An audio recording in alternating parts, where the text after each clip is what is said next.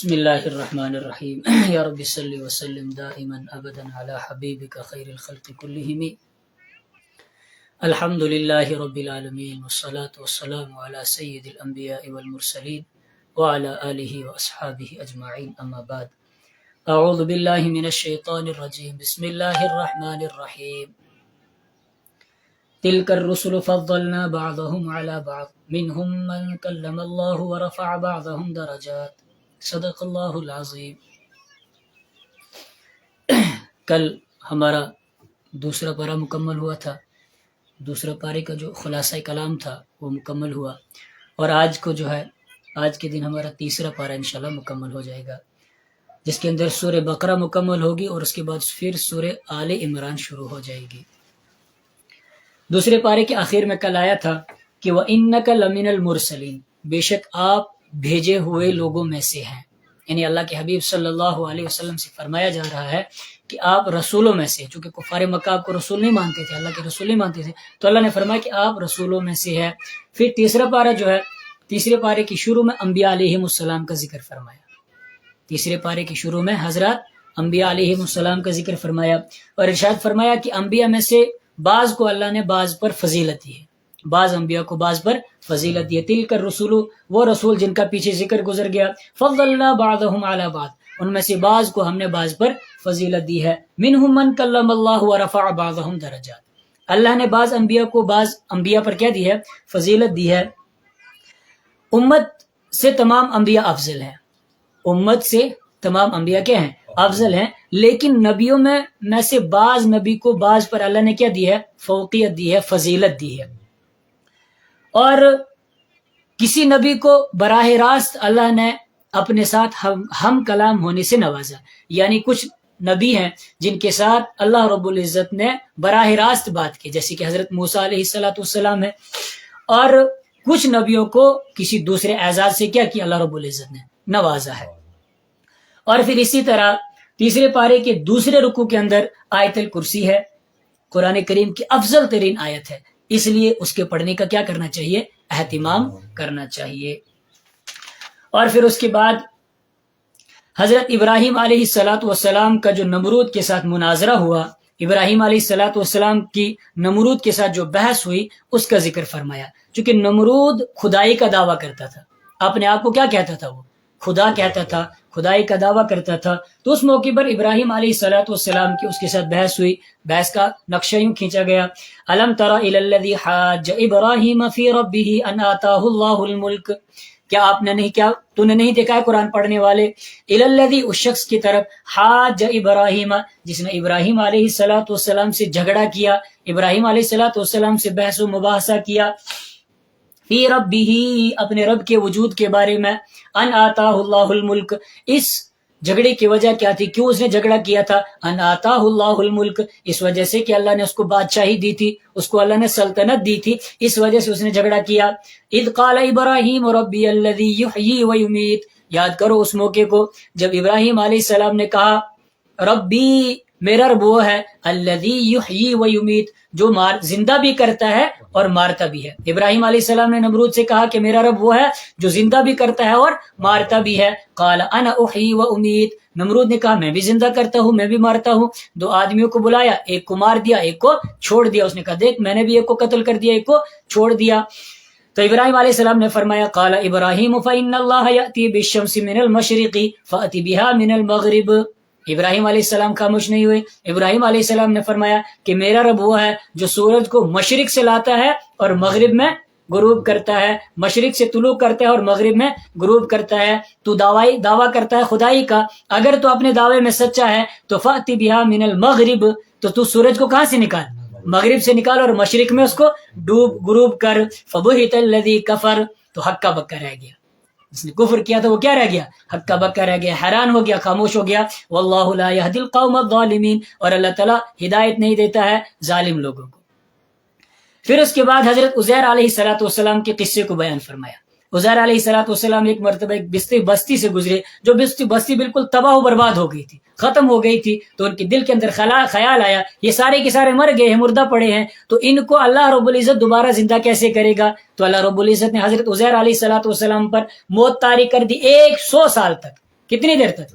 100 سال تک موت طاری کر دی، اور پھر 100 سال کے بعد ان کو دوبارہ زندہ کیا، فرمایا کہ اس طرح میں دوبارہ زندہ کروں گا، اسی کو بیان کیا، فرمایا او کالذی مر علی قریۃ وہی خاویۃ علی عروشها، کیا آپ نے نہیں دیکھا اس شخص کی طرف، مر علی قریۃ جو گزرا ایک بس ایسی بستی سے، خاویۃ علی عروشها جو بستی گری پڑی تھی اپنی چھتوں پر، جو بستی گری پڑی تھی اپنی چھتوں پر، تو قال انا یحیی هذه اللہ بعد موتها، انہوں نے کہا کہ کیسے اللہ تعالیٰ ان کو زندہ کرے گا مرنے کے بعد، فاماته اللہ 100 عام ثم بعث، اللہ نے ان پر 100 سال تک موت کو طاری کر دیا اور پھر اس کے بعد ان کو کیا کیا؟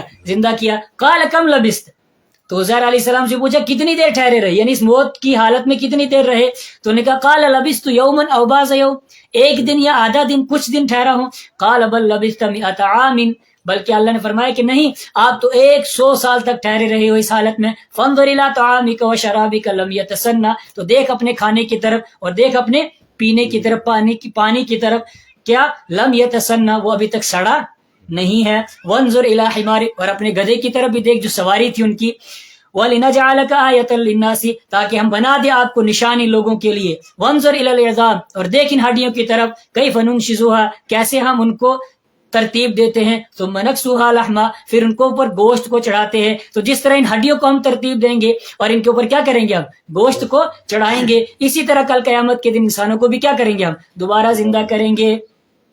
فلما تبین له، جب ان کے سامنے واضح ہو گیا، قال اعلم ان اللہ علی کل شیء قدیر، اور کہہ دیا کہ اللہ رب العزت ہر چیز پر کیا ہے، قادر ہے۔ تو اس طرح اللہ رب العزت کل قیامت کی کیا کرے گا، انسانوں کو دوبارہ زندہ کرے گا۔ اور پھر اس کے بعد اللہ کے راستے میں جو خرچ کرنے والے لوگ ہوتے ہیں ان کا جو اجر ہے، اس اجر کو ایک مثال سے بیان فرمایا۔ کیا مثال ان کی؟ فرمایا ان کی مثل الذین ينفقون اموالهم فی سبیل اللہ، ان لوگوں کی مثال جو خرچ کرتے ہیں اللہ کے راستے میں، اموالهم اپنے مالوں کو، ان کی مثال کیسی ہے؟ فرمایا ایک دانے کی مثال ہے کہ کسی آدمی نے ایک دانہ زمین کے اندر بویا، پھر اس دانے میں سے ایک کیا نکلا، ایک پودا نکلا چھوٹا سا، پھر اس پودے میں 7 بالیاں نکلی، 7 ٹہنیاں نکلی، 7 شاخیں نکلی، اور پھر ہر ایک شاخ کے اندر 100 دانے ہیں، تو ایک دانے کے کتنے بن گئے وہ؟ 700، کتنے بن گئے وہ؟ 700۔ فرمایا اسی طرح آدمی 1 روپیہ اللہ کے راستے میں خرچ کرتا ہے اور اللہ رب العزت اس کے بدلے میں اس کو سینکڑوں نیکیاں عطا فرما دیتے ہیں۔ اور پھر اس کے بعد اللہ کے راستے میں خرچ کرنے کی ترغیب دی گئی۔ کیا کیا؟ اللہ کے راستے میں خرچ کرنے کی ترغیب دی گئی۔ یا ایھا الذین آمنوا، فرمایا اے ایمان والو، انفقوا من طیبات ما کسبتم، اے ایمان والو تم خرچ کرو، کس کو خرچ کرو؟ اپنی کمائی میں سے ستھری چیزوں کو، اپنی کمائی میں سے صاف ستھری چیزوں کو کیا کرو، تم خرچ کرو۔ وَمِمَّا أَخْرَجْنَا لَكُم مِّنَ الْأَرْضِ، اور اس چیز میں سے بھی خرچ کرو جو ہم نے تمہارے لیے زمین میں سے نکالا ہے، یعنی جو مال کماتے ہو اس میں سے بھی اللہ کے راستے میں خرچ کرو، اور جو غلہ تمہاری زمینوں میں سے نکلتا ہے اس کو بھی عشر کی شکل میں تم کیا کرو، اللہ کے راستے میں خرچ کرو۔ اور پھر ایک جگہ اور فرمایا الذین ينفقون اموالهم باللیل والنہار سرا وعلانیۃ فلہم اجرهم عند ربهم ولا خوف علیہم ولا هم يحزنون۔ الذین ينفقون اموالهم، جو اپنے مالوں کو خرچ کرتے ہیں، باللیل والنہار، رات میں بھی اور دن میں بھی، سرا وعلانیۃ، چھپ کے بھی خرچ کرتے ہیں اور علل اعلان بھی خرچ کرتے ہیں، یعنی جب ضرورت پڑتی ہے دن میں خرچ کرنے کی تو دن میں خرچ کرتے ہیں، رات میں خرچ کرنے کی ضرورت پڑتی ہے تو رات میں خرچ کرتے ہیں، چپ کے خرچ کرنے کی ضرورت پڑتی ہے تو چپ کے خرچ کرتے ہیں، اور علل اعلان خرچ کرنے کی ضرورت پڑے تو پھر علل اعلان خرچ کرتے ہیں۔ تو کیا ہے؟ فلہم اجرہم عند ربہم، ان کے لیے ان کا اجر ہے ان کے رب کے پاس، ولا خوف علیہم، ان پر کوئی خوف نہیں ہے، ولا ہم یحزنون، اور نہ وہ غمگین ہوں گے۔ یہ بات ختم ہوئی، پھر اس کے بعد آگے جو ہے سود کی حرمت کو بیان کیا، سود، ربا، سود کی حرمت کو بیان کیا، اور پھر اس پر وعید کیا ہے اس کو بھی کیا کیا، بیان فرمایا۔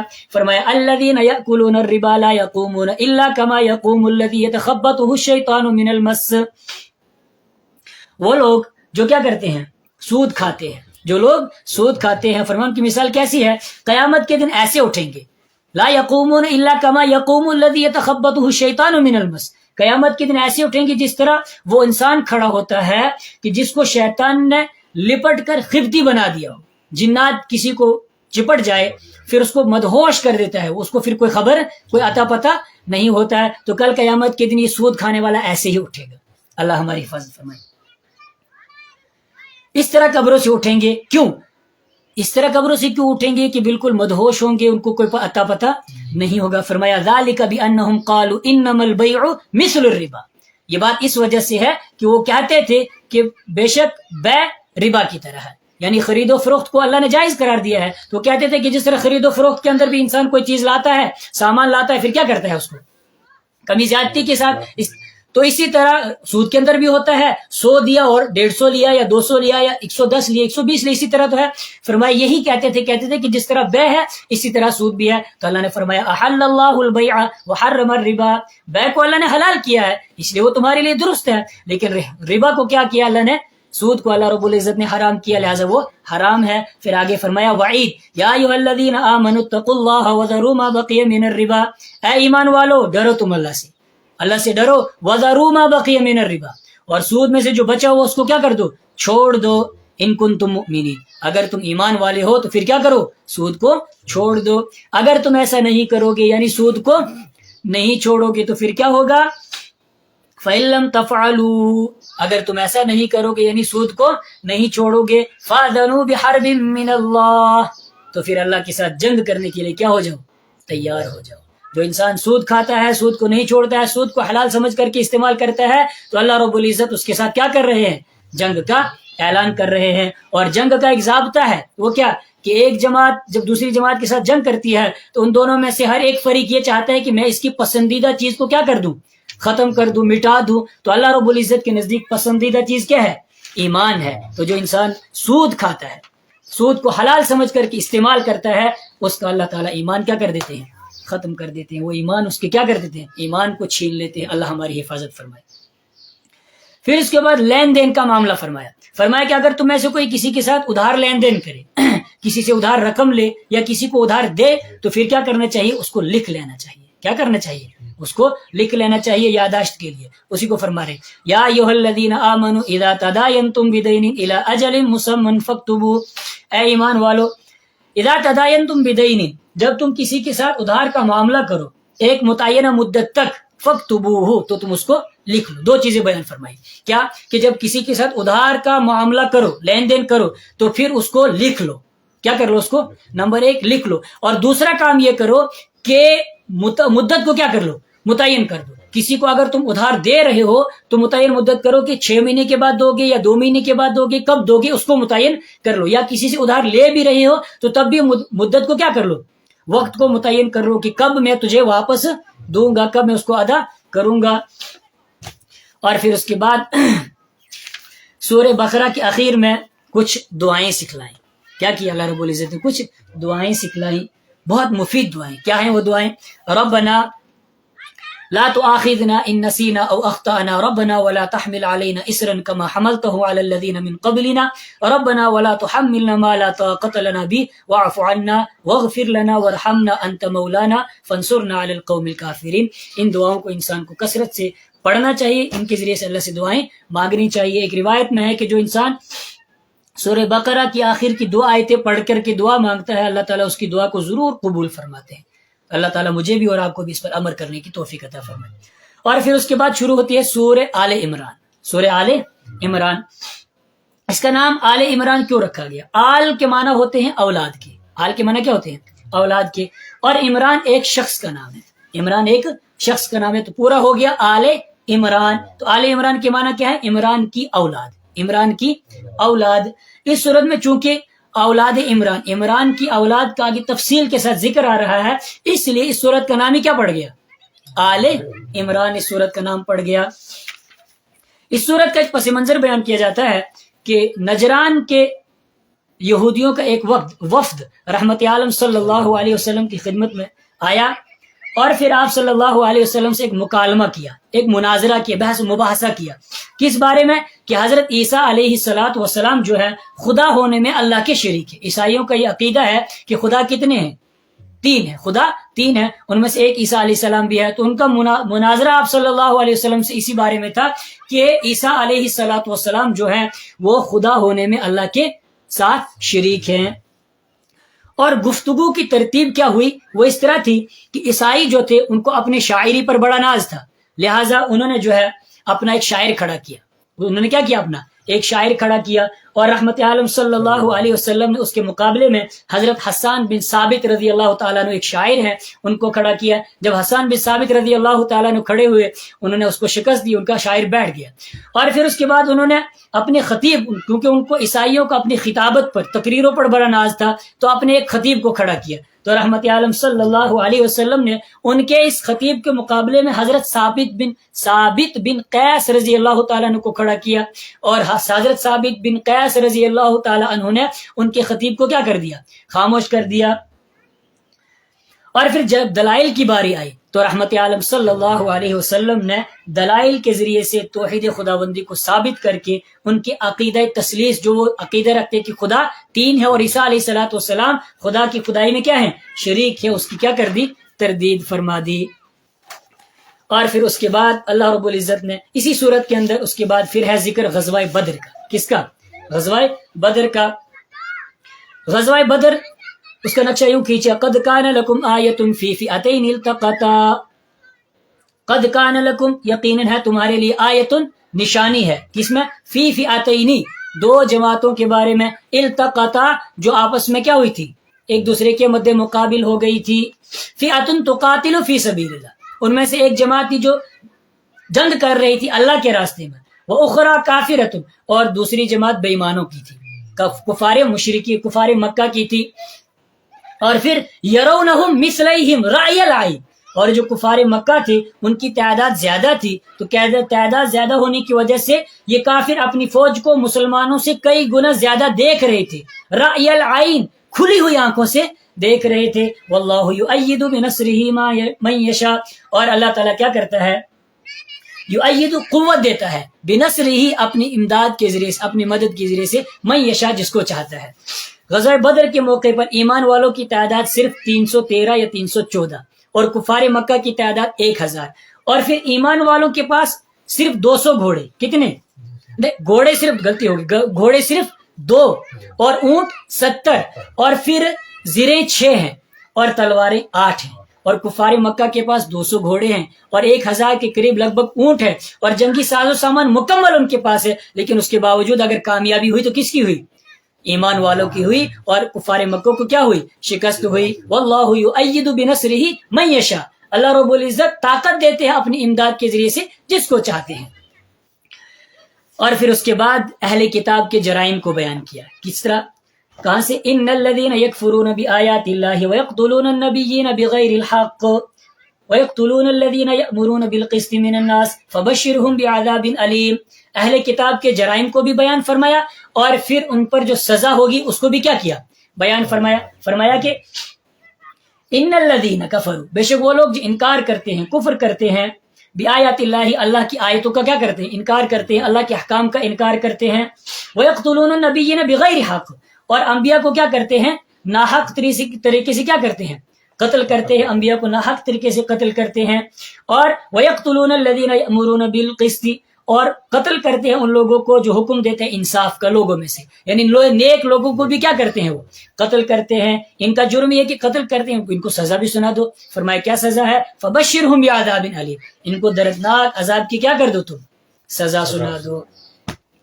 اور پھر اس کے بعد فرمایا کہ اے ایمان والو، کافروں کے ساتھ دوستیاں مت لگاؤ، کافروں کے ساتھ دوستیاں مت لگاؤ۔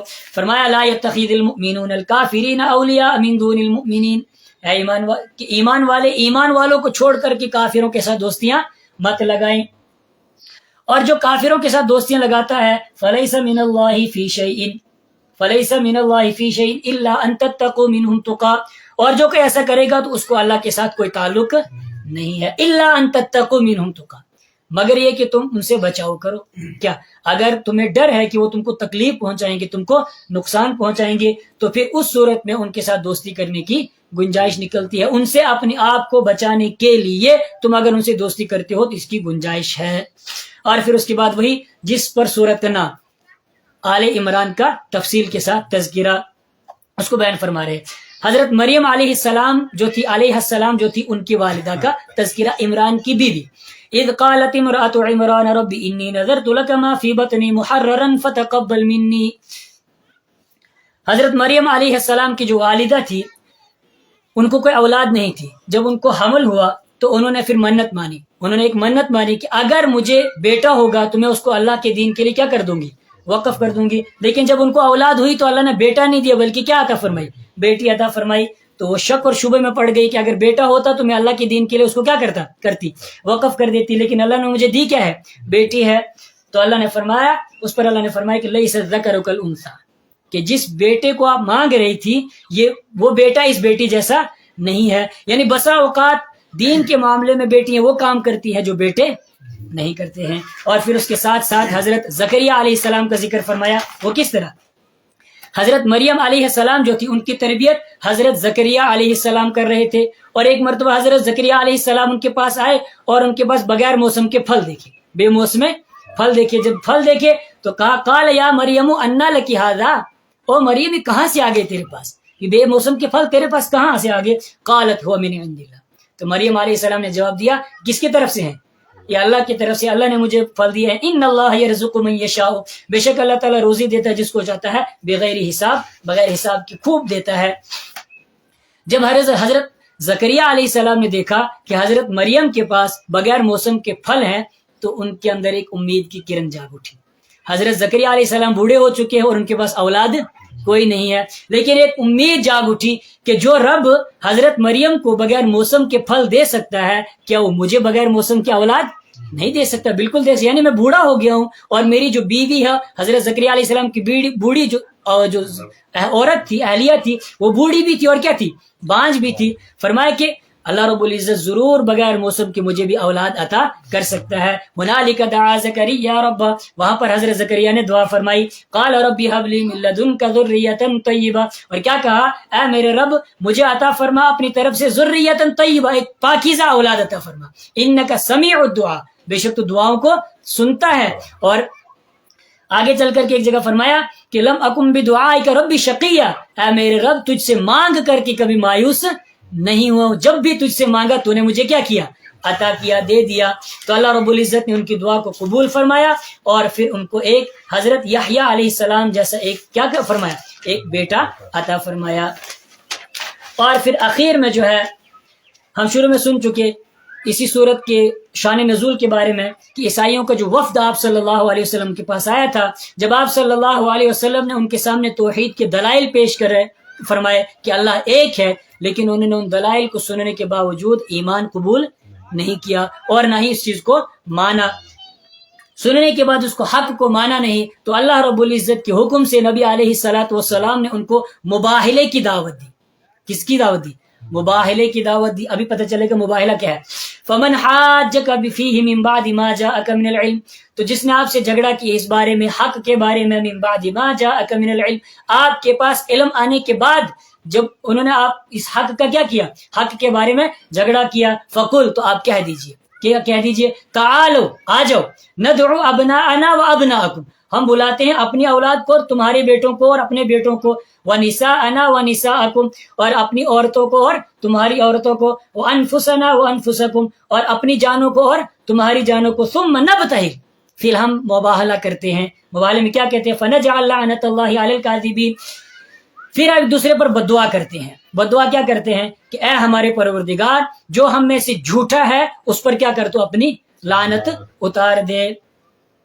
جب اللہ کے حبیب نے ان کو اس چیز کی دعوت دی تو انہوں نے مباہلے سے کیا کر دیا، انکار کر دیا. انہوں نے مباہلے کے لیے تیار نہیں ہوئے. اور پھر اس کے بعد انہوں نے ایک معاہدہ کیا اور رحمت عالم صلی اللہ علیہ وسلم کو جزیہ یعنی ٹیکس دینا کیا کر دیا، قبول کر لیا. اللہ رب تعالی ہم سب کو ایمان پر استقامت عطا فرمائے. وآخر دعوانا ان الحمد للہ رب العالمین.